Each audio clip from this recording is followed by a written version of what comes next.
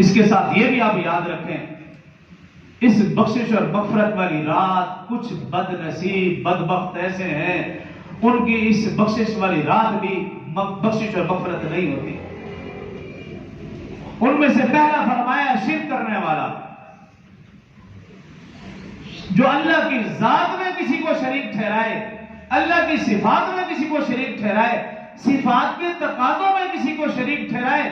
فرمایا اللہ رب العزت نے ان اللہ لا یغفر ان یشرک بہ ویغفر ما دون ذلک لمن یشاء، میں مشرک کو کبھی معاف نہیں کروں گا، اس کے علاوہ جس کو چاہوں معاف کر دوں۔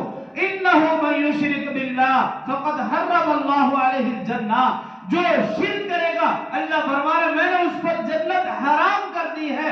ان الشرک لظلم عظیم، کیونکہ شرک اس کائنات کا سب سے بڑا ظلم۔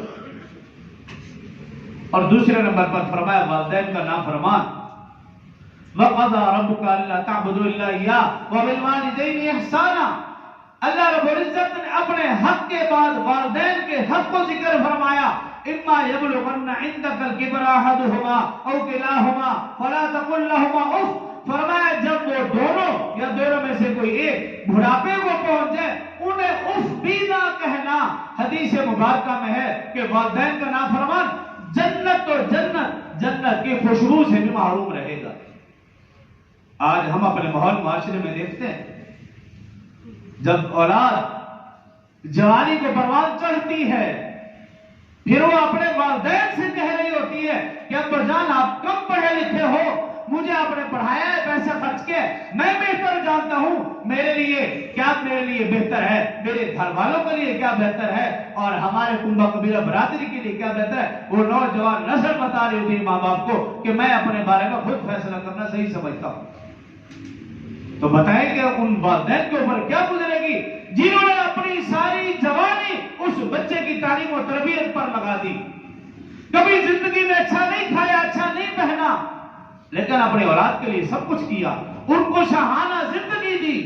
کیا اولاد کا یہ بھی حق نہیں کہ وہ اپنے سارے فیصلے اپنے والدین کے سپرد کر دے؟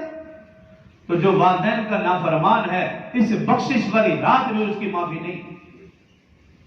اور تیسرے نمبر پر فرمایا شراب پینے والا، اگر کوئی شخص شراب پیتا ہے یا کبھی پی تھی وہ اللہ سے پکی سچی توبہ کر لے، اگر توبہ نہیں کرتا اس بخشش والی رات میں اس کی معافی نہیں ہوگی۔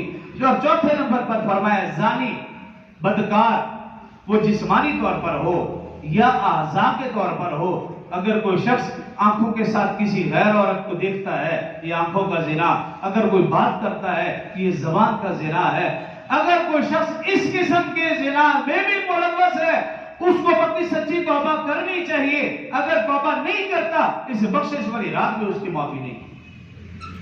اور پانچویں نمبر پر فرمایا جادوگر، کرنے کروانے والا۔ اس دور میں ہم دیکھتے ہیں کہ اگر کوئی شخص کسی کو اچھا پہنتا دیکھتا برداشت نہیں، اچھا کھاتا ہوا دیکھ لے برداشت نہیں، گاڑی دیکھ لے برداشت نہیں، لباس دیکھ لے برداشت نہیں، اگر گھر والوں میں سے بچوں میں سے کسی کی پوزیشن آ جائے دوسرے کو برداشت نہیں، تو پھر اس کے لیے وہ جادو ٹونا کی طرف جاتے ہیں۔ رسول اللہ صلی اللہ علیہ وسلم نے فرمایا جادو کرنے کروانے والے پر اللہ رسول کی لعنت ہے۔ اگر کوئی شخص اس قسم میں مبتلا ہے تو وہ پکی سچی توبہ کرے، وغیرہ اس رات اس کی معافی نہیں۔ اور اگلے نمبر پر فرمایا کینہ پرور، جس کے دل میں بغض ہے، حسد ہے، نفرت ہے، جب تک وہ اپنے دل کو پاک صاف نہ کر لے اس بخشش اور مغفرت والی رات اس کی معافی نہیں۔ ہم دیکھتے ہیں کہ اب تو معاملہ ہی عجیب ہے، باپ بیٹا ایک دوسرے کے بارے میں نفرت رکھتے، ماں بیٹی، بہن بھائی ایسی نفرت رکھتے، ایک دوسرے کو کہہ رکھا ہے بھی مروں تو قبر بھی نہیں آنا، جنازے پہ بھی نہیں آنا۔ جب تک دل میں بغض، حسد، نفرت، کینہ ہے تب تک اس بخشش والی رات معافی نہیں۔ پہلے دل کو پاک صاف کر لیجیے۔ اور اگلے نمبر پر فرمایا چغل خور، جو چغلیاں کرتا پھرے اس کی بھی معافی نہیں۔ اگلے نمبر پر فرمایا سود کھانے والا۔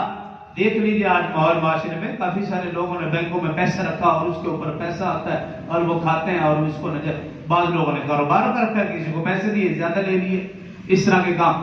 جس طرح آپ نماز کے متعلق مسائل پوچھتے ہیں، دیگر مسائل پوچھتے ہیں، تو یہ بھی مسائل پوچھو، کاروبار کے متعلق مسائل پوچھو، جب تک تسلی نہ ہو وہ کام نہ کرو، تسلی ہو جائے کرتے پھرو۔ اور اگلے نمبر پر فرمایا ذخیرہ اندوزی کرنے والا۔ مسلمانوں کی حالت دیکھیے، رمضان آنے والا ہے، لوگوں نے ابھی سے پلاننگ شروع کر دی ہے کہ ہم کس طرح مال اکٹھا کریں تاکہ رمضان میں مہنگا بیچیں، اور پھر وہ سمجھتے بھی یہ تو کاروبار ہے، یہ بزنس ہے۔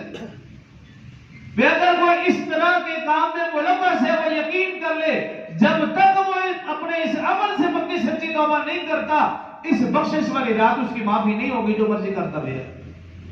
اور آخری نمبر ہے گستاخ رسول۔ ایک تو وہ جو زبان سے کرے، برا بھلا کہے، کوئی نامناسب الفاظ کے، دوسرا جو ہم کرتے ہیں اپنے اعمال کے ذریعے سے، ہمارا ہر عمل رسول اللہ صلی اللہ علیہ وسلم کے طریقے سے ہٹ کر ہے، ہم عملی طور پر رسول اللہ صلی اللہ علیہ وسلم کی شان میں گستاخی کرتے ہیں، ہم عملی کہہ رہے ہیں کہ میں نے رسول اللہ صلی اللہ علیہ وسلم جیسی شکل نہیں بنانی، میں نے رسول اللہ صلی اللہ علیہ وسلم جیسا لباس نہیں پہننا، میں نے رسول اللہ صلی اللہ علیہ وسلم جیسا طور طریقہ نہیں اپنانا، مجھے اور آپ کو پیار تو غیروں کے طریقوں سے ہے، دم بھرتے ہیں رسول اللہ صلی اللہ علیہ وسلم سے محبت کے، تو گویا ہم عملی طور پر خود گستاخی کرتے ہیں۔